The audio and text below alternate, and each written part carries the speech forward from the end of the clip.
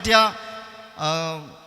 আলফা ধৰাৰ নামত আমাৰ ইয়াত যেতিয়া শাসনবিলাক চলিছিলে, আমাৰ যেতিয়া ৰাষ্ট্ৰপতি শাসন চলিছিলে, তেতিয়া আমাৰ এই ঠাইবিলাকৰ অৱস্থা কেনেকুৱা আছিলে, তাতকৈও ভয়াৱহ আছিলে সেই সময়ত সেই শাসন ব্যৱস্থা। গতিকে যিকোনো উপায়েৰে গদাপানীক ধৰিব লাগে। গদাপানীয়ে সেই অৱস্থাত পলাই ফুৰোঁতেই জয়মতীক যেতিয়া ধৰি লৈ গৈছে, প্ৰথমে বৰচৰাত তেওঁক মাতি নি সুধিছে, যেতিয়া কোৱা নাই তেতিয়া তেওঁক প্ৰথম পোতাশালত বন্দী কৰিছে, আৰু তাৰপিছত তেওঁক ৰাতি মনে মনে জেৰেঙা পথাৰলৈ লৈ গৈছে। জেৰেঙা পথাৰত নানা প্ৰকাৰৰ শাস্তি দিছে। কেনেকুৱা শাস্তি আপোনালোকে নাটকখনত অলপ আভাস পাব। সেই শাস্তিবিলাক দিয়াৰ সময়তে যিবিলাক সহাকবি তেওঁলোকে জয়মতীৰ গীত লিখিছে, আপোনালোকে বহুত জ্যেষ্ঠ ব্যক্তি আছে জানে জয়মতীৰ গীত।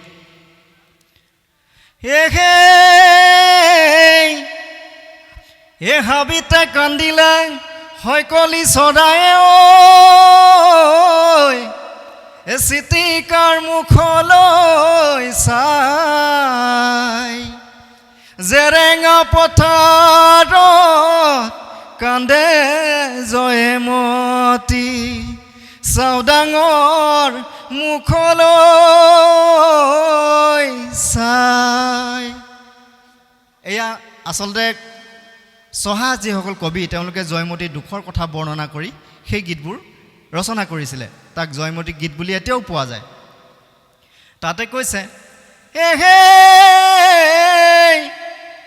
ঐ ৰুধন বুধন ৰুদাও ৰামধন, জয় ৰাম চেনেহৰ ভাই, চৰা ককাই ভাই দৰিখন নেপালো, মোৰ মান অভাগীয় নাই। জয়মতীৰ ককাই ভাই আছিলে চৰা। চৰা মানে আপোনালোকে জানে, আমাৰ জ্যেষ্ঠসকলে জানিব, আমাৰ ছাত্ৰ ছাত্ৰীসকলে জানে, মই নাজানো জানে নে নাজানে। চৰা মানে 24টা। জয়মতীৰ মাকৰ নাম আছিলে চন্দ্ৰপ্ৰভা, চন্দ্ৰদাৰু, সাধাৰণ নামটো চন্দ্ৰদাৰু। চন্দ্ৰদাৰুৰ মানে পিছত 11গৰাকী আছিলে, 11জনী মাহীয়াই। জয়মতীৰ মাহীয়াই আছিলে 11জনী, মাক আছিলে চন্দ্ৰদাৰু, আৰু সন্তান আছিলে 24টা মুঠতে, তাৰে জয়মতী ডাঙৰ।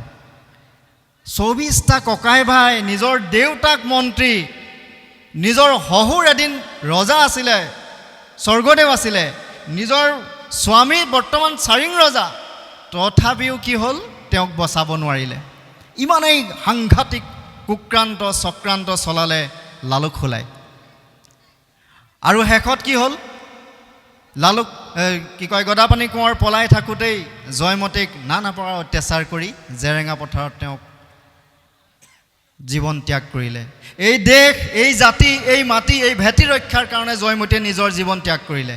জয়মতীয়ে ইচ্ছা কৰা হ'লে গদাপাণিৰ কথা কৈ তেওঁ বাচিব পাৰিলেহেঁতেন, কিন্তু জয়মতী এগৰাকী ৰাজনৈতিকভাৱে শিক্ষিত, কাৰণ নিজৰ ঘৰত সেই অৱস্থা দেখিছে তেওঁ সৰুৰে পৰাই, সেই শিক্ষাৰে শিক্ষিত, আৰু সেইকাৰণে তেওঁ দেশখন বচাবৰ কাৰণে, এই সমাজখন বচাবৰ কাৰণে নিজৰ জীৱনটোক আগবঢ়াই দিলে।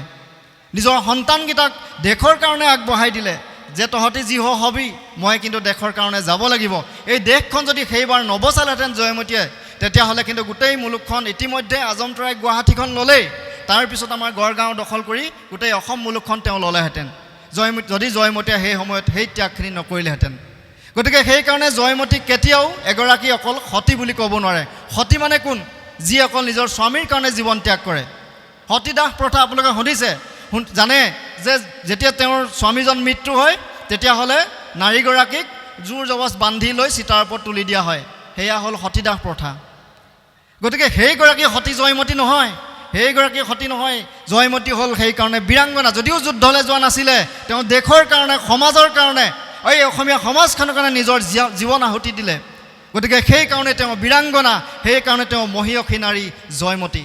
গতিকে বৰ্তমানেও আমাৰ সমাজত বীৰাংগনা আছে, আপোনালোকৰ মাজতেই বীৰাংগনা আছে। আপোনালোকে এই বীৰাংগনা আই মাতৃসকল, যিসকলে ইমান প্ৰতিকূল বতৰ নেওচিও এই উদ্যোক্তা মণ্ডলীৰ যি ত্যাগ, সেই ত্যাগখিনিক প্ৰেৰণা উৎসাহ দিবৰ কাৰণে আগবাঢ়ি আহিছে, নহ'লে যিটো ঘৰত শুই থাকিব পাৰিলেহেঁতেন, কি প্ৰয়োজন আছে?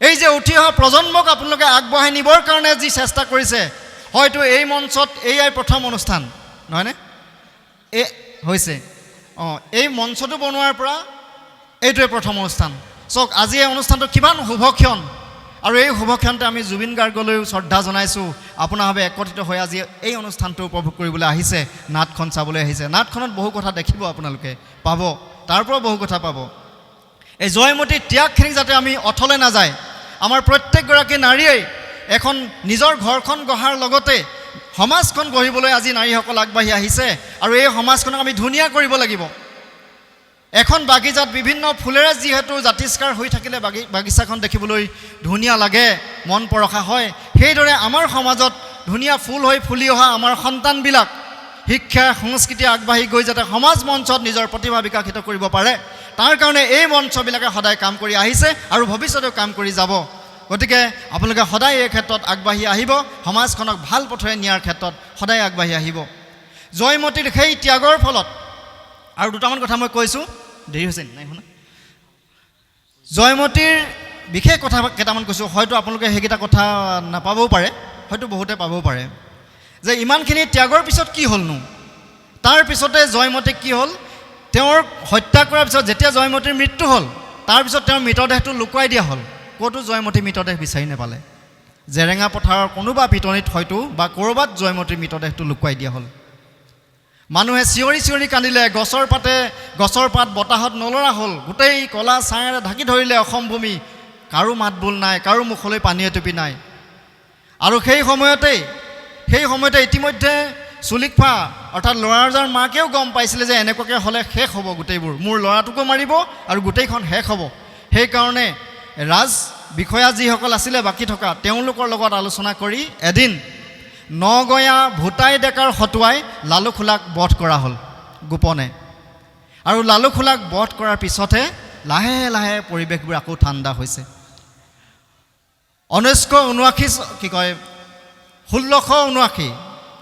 1679 চনত যেতিয়া চুলিকফাই আসন গ্ৰহণ কৰিছিলে 1680 চনৰ 13 চতত জয়মতীক মৃত্যুদণ্ড দিয়া হৈছে বা হত্যা কৰা হৈছে নানা প্ৰকাৰৰ শাস্তি দি আৰু 1681 শাওণ মাহত গদাধৰ সিংহক ৰাজপাটত বহোৱা হৈছে সেয়াও দীঘল কাহিনী মই সেইটো বাৰু নকওঁগৈ আচ্ছা গদাধৰ সিংহক বহোৱাৰ পিছত বহুতে কয় যে জয়মতীয়ে ইমান ত্যাগ কৰি থৈ গ'ল কিন্তু গদাধৰ সিংহই যে কি হ'ল একোৱে নকৰিলে জয়মতীৰ কাৰণে কি কৰিলে গদাধৰ সিংহই বহু প্ৰশ্ন উঠে আৰু সেই সময়তে আমি যদিও অকল জয়মতীৰ কথা ভাবি আছোঁ জয়মতীৰ সেই সময়ছোৱাত আৰু বহু মানুহে মৃত্যুক আঁকোৱালি ল'লে তাৰে ভিতৰত এগৰাকী আছিলে সোণামতী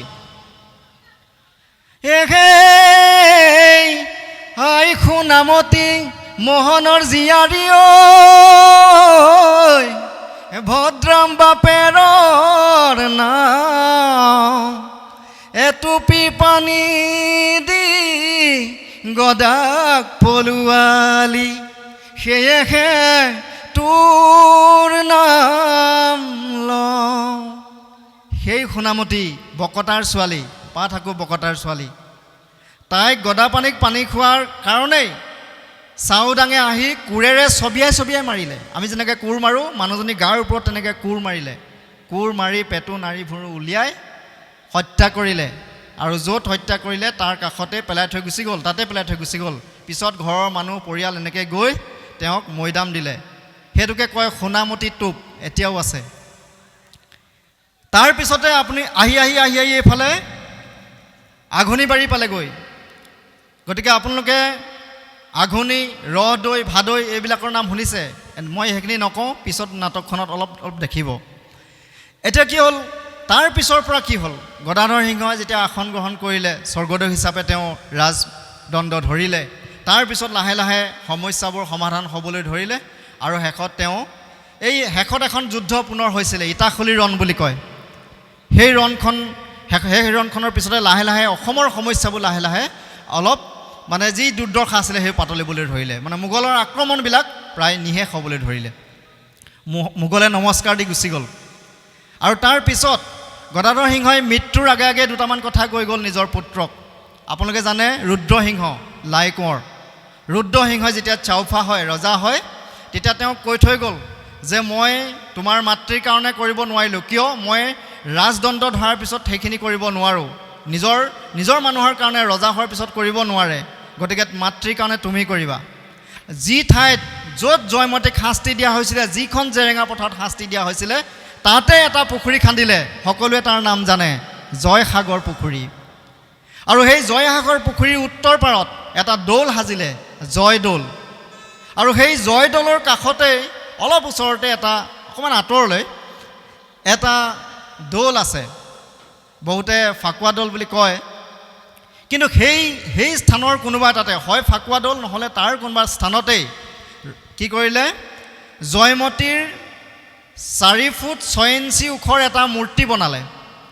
মূৰ্তিটো আছিলে প্ৰায় 1 মোন 15 খেৰ সোণৰ পাত, ৰূপৰ পাত, তামৰ পাত লগাই এটা মূৰ্তি বনাইছিলে, আৰু তাত হীৰা মণি মুকুতা দি মুকুট বনাইছিলে।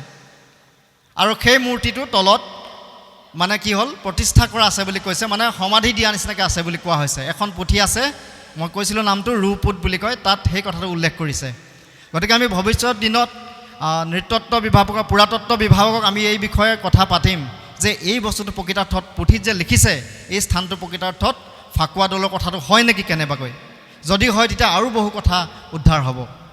গতিকে যি কি নহওক, আহি আমি দেখিলোঁ যে 1900 চনত পদ্মনাথ গোহাঁই বৰুৱাই জয়মতীৰ বিষয়ে গোটেই কাহিনী লৈ নাটকখন বনালে। 1900 চনত পদ্মনাথ গোহাঁই বৰুৱাই। তাৰ পৰা 1914 চনত প্ৰথম এই জয়দৌলৰ সন্মুখত জয়মতীৰ স্মৃতি দিৱস পাতিলে। 1915 চনত লক্ষ্মীনাথ বেজবৰুৱাই এখন জয়মতী লিখিলে, আৰু 1935 চনত ৰূপকোঁৱৰ জ্যোতিপ্ৰসাদ আগৰৱালাই জয়মতী বোলছবি নিৰ্মাণ কৰিলে, প্ৰথম অসমীয়া কথাছবি। গতিকে ইমানখিনি ত্যাগৰ বিনিময়ত জয়মতীক আমি আজি জ্যোতিপ্ৰসাদে যি ধৰণে কৰিলে, তাৰপিছতে সৰ্বত্ৰতে জয়মতীৰ কথা হ'ল, আৰু লাহে লাহে মানুহে ইফালে সিফালে জয়মতীৰ গুণগান গাবলৈ ধৰিলে, আৰু জয়মতীৰ ত্যাগৰ কাহিনী চাৰিওফালে মানুহে মুখৰিত হৈ পৰিল। এতিয়া আজিও আমি জয়মতীৰ ত্যাগ, জয়মতীৰ প্ৰেৰণা, জয়মতীৰ আশীৰ্বাদ লৈয়ে আজি আমি ইয়াত থিয় হৈ আছোঁ। আমি সকলোৱে একত্ৰিত হৈছোঁ ভাষা, কৃষ্টি, সংস্কৃতিক ৰক্ষণাবেক্ষণ, উদ্ধাৰ তথা সমাজ মঞ্চত ইয়াক প্ৰতিষ্ঠা কৰিবৰ কাৰণে আমি সকলোৱে একত্ৰিত হৈছোঁ। গতিকে আপোনালোকৰ এই ত্যাগ, এই কষ্ট আমি সদায় আগবঢ়াই লৈ যাব লাগিব, কেতিয়াও অথলে যাবলৈ দিব নালাগিব।